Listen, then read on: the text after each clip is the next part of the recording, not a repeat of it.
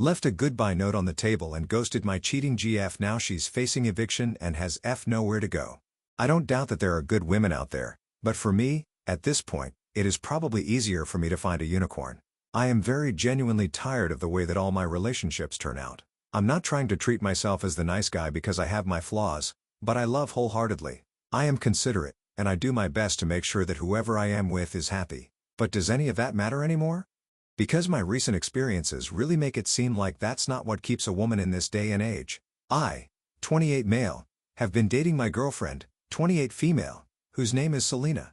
We've been dating for 5 years now, and we both met when we were relatively fresh out of college. We met pretty matter-of-factly, but I thought that she was pretty and that she had a beautiful smile.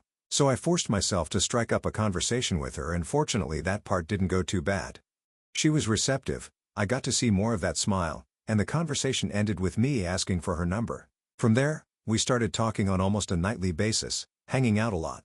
And then about 3 months after we met, I asked her out and she said yes. I still remember that day because despite being in 2 relationships before then, my relationship with Selena really felt like the one back at the start of it. Everything just seemed to align perfectly, and we had enough of the same interest to always have something to talk about and enough different interests to always have something to learn about the other.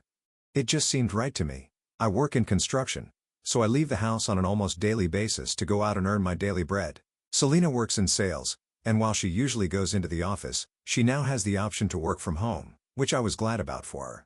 It's always nice to have that flexibility. I mean, now I wish that she never had that flexibility considering what I know about her now.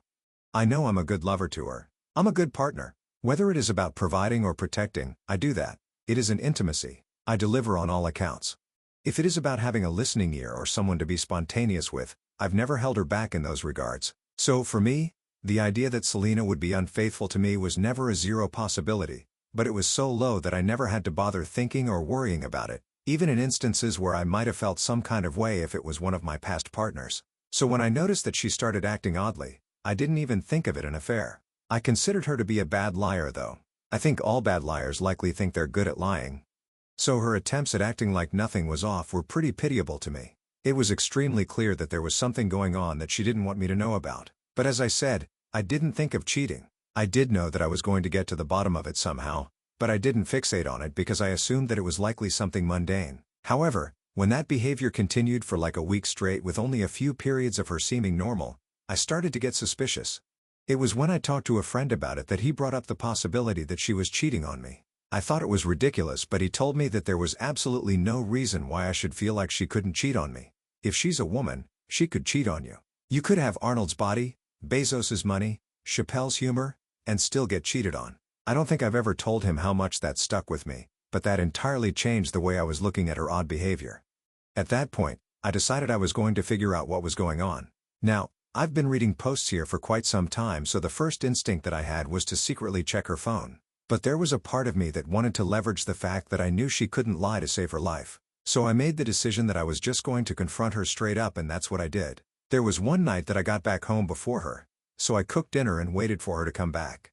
When she did, I told her that I needed to talk to her, and she seemed a bit taken aback by that, but she sat down regardless. I started by mentioning how I had noticed that she was acting different and I wasn't sure what was up with her. I said that I didn't believe her explanation, that there was nothing wrong, and then I blindsided her and asked her whether she was cheating on me. That part was definitely a curveball because as soon as I finished asking, I left a silence for her to answer, and it was a mix of her looking shaken, saying nothing, and spluttering. I knew she was trying to formulate something to say, but she couldn't think of a good lie so quickly. Eventually, she shook her head and then claimed that she was so taken aback by such a disrespectful question that she was speechless for some time. Then she went on to talk about how much she loved me, how long we had been together, and how there was no way that she would cheat on me because she loved me so much. It sounded sincere, but maybe because of what my friend said, I really didn't buy it. It just didn't sound right. She also didn't seem as angry as I'd expect her to be if I had really falsely accused her out of nowhere. I knew I'd find the truth through other means, so I just gave the impression that I believed what she said, apologized for making that accusation, which she too eagerly accepted, and then we headed to bed. That was it. But it seemed too clean for someone who was just accused of cheating. I couldn't wait though. The moment I could tell that she was sleeping, I did my best to slip out of bed and then I grabbed her phone. There was nothing compromising in her gallery, but I didn't need to go any further than her text messages before I found something to confirm my suspicions. I hate to say that I was being taken for a fool like this, but I was. I was instantly suspicious when I saw a contact saved as Smith's Plumbing near the top of her conversation list, and we hadn't had a plumbing issue in a while, so it didn't make sense. As soon as I opened the conversation, it certainly made a lot of sense. I was being taken for an absolute fool through one of the stupidest tricks in the book. The message made it clear that the person's actual name was Blake. They chatted essentially every single day, and even without any evidence that they had slept together, there was more than enough intimacy over text for me to break up with her. To say that I was heartbroken would be an understatement. I felt like I was going to have a panic attack, and that's as someone who has never had a panic attack before. I was struggling to breathe, and I felt like my sanity was holding on by a thread. I'm not a violent person, but I'll admit that the kind of betrayal brought out a lot of violent urges in me. She and this Blake guy had been inappropriate since at least 2 weeks prior, which sort of made sense considering how I had started to notice that weird behavior from her somewhere within that window. A part of me is glad that I found out before long, because I've never wanted to be one of those people who somehow has an affair going on under their nose for months on end. I was afraid that I would do something rash, so after putting the phone down for some minutes, I picked it up, documented as much as I could, and then returned it to her nightstand. For reference though, the messages showed her and this guy sending pet names back and forth, talking about how they couldn't wait to see each other again, talking dirty in the conversation, and sending almost nudes to one another. It seemed like two people who were getting ready to start sleeping with one another, but probably hadn't yet. For some reason, seeing it in that stupid juvenile phase just pisses me off even more. So I'm not sure what to do. Do I go the route of stories that have been shared here before and make it big and loud? Do I tell our parents, post it online, or share flyers at our workplace? Can I find some way to absolutely ruin her life? I don't know.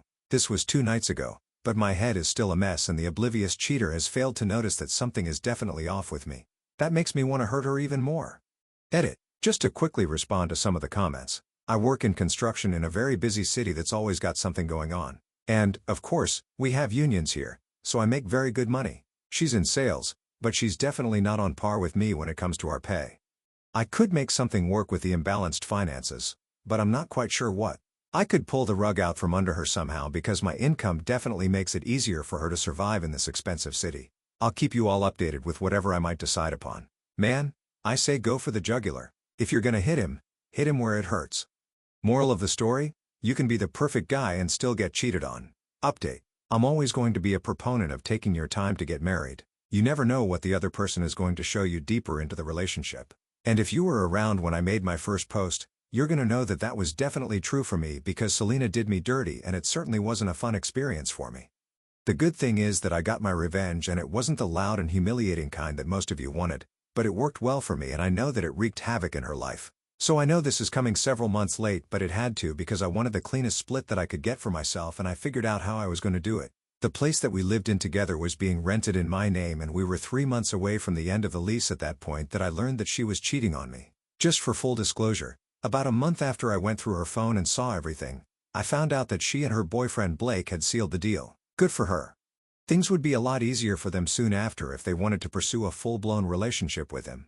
However, I think that we all know that's unlikely, because they like the excitement when they know they have someone who isn't going anywhere. But when you take their steady thing out of the picture, the cheating suddenly isn't as fun anymore, and that person isn't as compelling as a partner. When we entered the final month of the lease, I started putting my plan into action, and I was glad to be. I partly stayed around that long because I needed some time to figure out how I was going to start my life without her, and I also because waiting until the end of the lease simply made things a lot more manageable for me. On a day that she had told me that she was going to be out late because she had to get prepared for an important meeting with a potential client, I just nodded and wished her luck. That night, I contacted all of my good friends who at that point knew everything about her, and the next day, very soon after she left the house, they arrived. We started packing out everything that belonged to me or that I paid for, which was about 80% of the things in the house, and my friends helped me move them into their pickups. At that point, I had already gotten a new place on the other side of town, and fortunately closer to the district where most of the new construction was going on. With all of us there, it took about 4 hours to get everything moved, which was surprisingly quick. That was when I had the good idea to leave a note for her. Ghosting her without anything else would have been satisfying, but I really wanted her to know that I knew about Blake and how long I had known about him. So I wrote a very simple note, and then I was out of there. Goodbye. Have fun with Blake.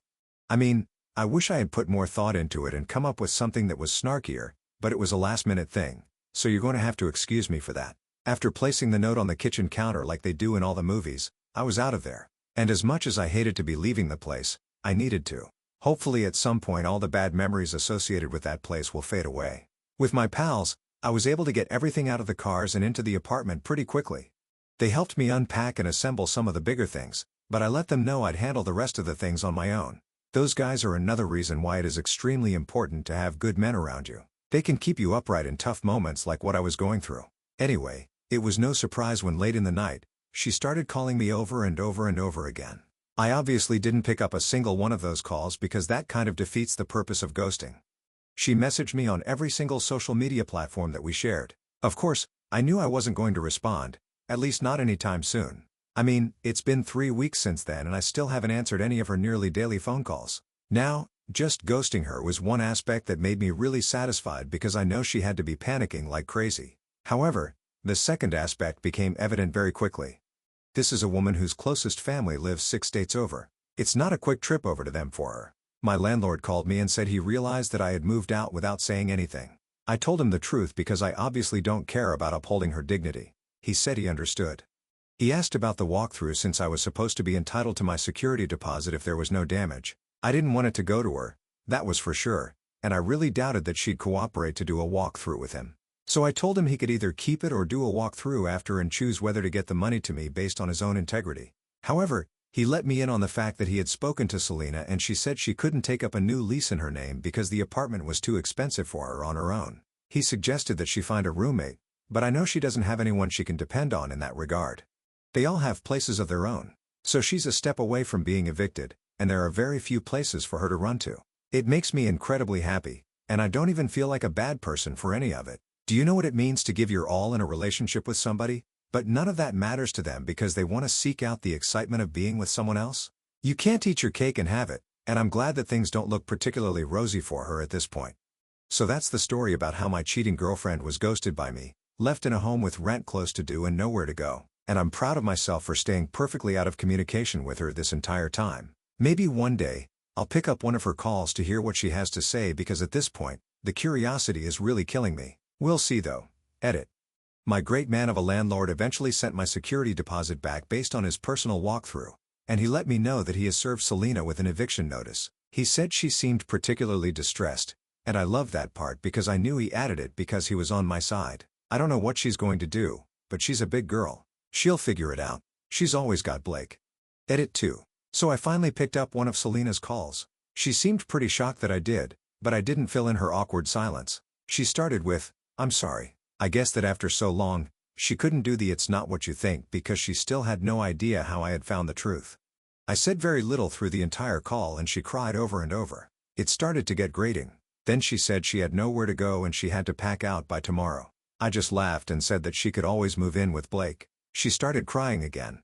At that point I was done. I hung up and blocked her on every single platform that she could reach me on.